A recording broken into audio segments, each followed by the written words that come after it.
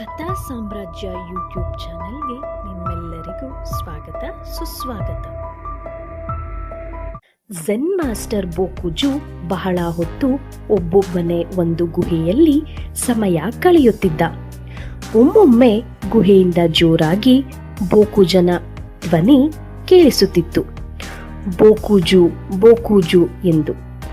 Master ತನ್ನ ಹೆಸರನ್ನೇ ಜೋರಾಗಿ ಕೂಗುತ್ತಿದ್ದ ಮತ್ತು ತಾನೇ ಉತ್ತರಿಸುತ್ತಿದ್ದ, ಹಾ, ನಾನು ಇಲ್ಲೇ ಇದ್ದೀನಿ ಅಂದು. ಹಗಲು ರಾತ್ರಿ ಎನ್ನದೆ ಆವಾಗವಾಗ ಈ ಸಂಭಾಷಣೆ ಗುಹೆಯಿಂದ ಕೇಳಿ ಬರುತ್ತಿತ್ತು. ಬೋಕುಜನ ಶಿಷ್ಯರಿಗೆ ಇದು ಬಹಳ ಕುತೂಹಲ ಹುಟ್ಟಿಸಿತ್ತು. ಮಾಸ್ಟರ್ನ ಈ ವರ್ತನೆ ಯಾರಿಗೂ ಅರ್ಥವಾಗುತ್ತಿರಲಿಲ್ಲ. ಒಂದು ದಿನ ಒಬ್ಬ ಶಿಷ್ಯ ಮಾಸ್ಟರ್ನ ಪ್ರಶ್ನೆ ಮಾಡಿದ, ಏಕೆ ಮಾಸ್ಟರ್, ನೀವು ನಿಮ್ಮ ಹೆಸರನ್ನೇ ಕೂಗುತ್ತೀರಾ ಮತ್ತು ಆ ಕರೆಗೆ ನೀವೇ ಉತ್ತರಿಸುತ್ತೀರಿ? ಒಮ್ಮೊಮ್ಮೆ ಆಲೋಚನೆಗಳು ನನ್ನನ್ನು ಸುತ್ತಿಕೊಳ್ಳುತ್ತವೆ.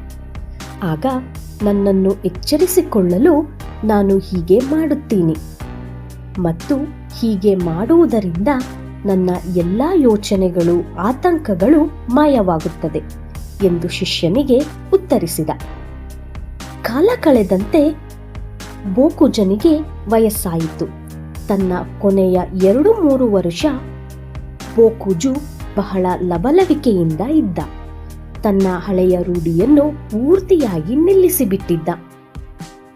ಶಿಷ್ಯನೊಬ್ಬ ಈ ಬಗ್ಗೆ ಬೋಕುಜನನ್ನು ವಿಚಾರಿಸಿದಾಗ ಮಾಸ್ಟರ್ ಹೀಗೆ ಉತ್ತರಿಸಿದ, ಎಷ್ಟೋ ಆಲೋಚನೆ, ಆತಂಕಗಳು ನನ್ನನ್ನ ಸುತ್ತುವರೆದಿದ್ದರೂ ನಾನು ಯಾವುದಕ್ಕೂ ಅಂಟಿಕೊಂಡಿಲ್ಲ.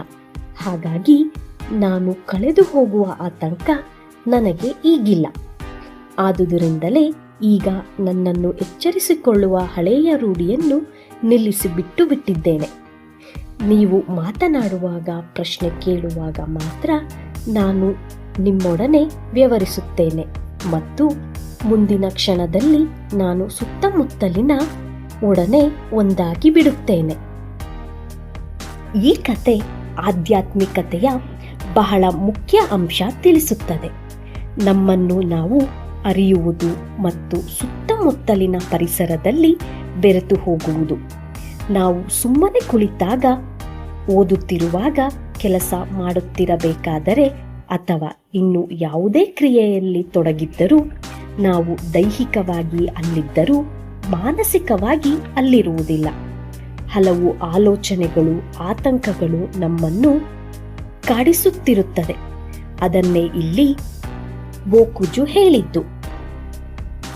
ತಮ್ಮ ಪ್ರಾರಂಭದ ದಿನಗಳಲ್ಲಿ ಮನಸ್ಸನ್ನು ಮತ್ತು ತಮ್ಮನ್ನು ತಾವು ಎಚ್ಚರಿಸಿಕೊಳ್ಳಲು ತಮ್ಮ ಹೆಸರನ್ನೇ ಕೂಗಿ ತಮಗೆ ತಾವೇ ಉತ್ತರಿಸಿಕೊಳ್ಳುತ್ತಿದ್ದರು. ನಂತರ ಕಾಲ ಕಳೆದಂತೆ ನಿರಂತರ ಧ್ಯಾನದ ಪರಿಣಾಮ ಯಾವುದೇ ಮಾತು, ವ್ಯಕ್ತಿ, ಕ್ರಿಯೆ, ಮನಸ್ಸನ್ನು ಕದಲಿಸದ ಸ್ಥಿತಿ ತಲುಪಿದರು. ಹೊಸದೊಂದು ಆಯಾಮಕ್ಕೆ ತೆರೆದುಕೊಂಡರು. ಸುತ್ತಮುತ್ತಲಿನೊಡನೆ ಒಂದಾಗಿ ಹೋಗಿದ್ದರು. ಇದು ಧ್ಯಾನಕ್ಕಿರುವ ಶಕ್ತಿ. ಹಿಂದೆ ನಮ್ಮ ಋಷಿಗಳು ಧ್ಯಾನದ ಸಹಾಯದಿಂದ ಅಸಾಧ್ಯವಾಗಿರುವುದನ್ನು ಸಾಧಿಸಿದ ನಿದರ್ಶನ ನಮ್ಮ ಇತಿಹಾಸದಲ್ಲೂ ಸಿಗುತ್ತವೆ.